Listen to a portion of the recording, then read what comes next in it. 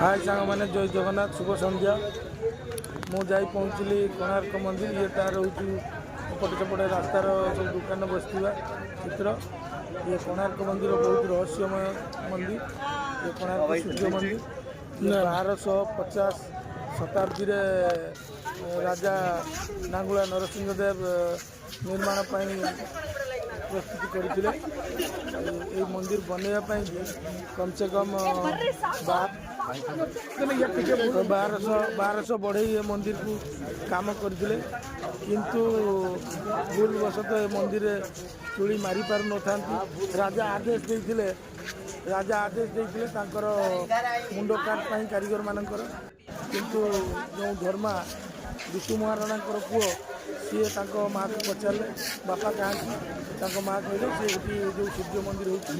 कोणार्क से तो धर्मा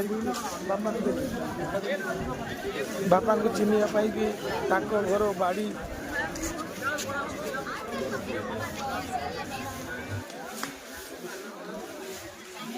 माँ तांको बाड़ी बरकुड़ी दे पठाई सी आसला देखी सारी से मंदिर चूड़ी मारी चंद्रभागा नदी को डेई पड़ते चंद्रभागा नदी बहुत पड़े सूर्य मंदिर चंद्रभागा नदी पर स्थापित होता ए बहुत किसी कारुकार्य अच्छी एठिकार लोक चक्कर समय जानती बाजिला कौन है बहुत सारा अच्छी आम तो जी जानी कहूँ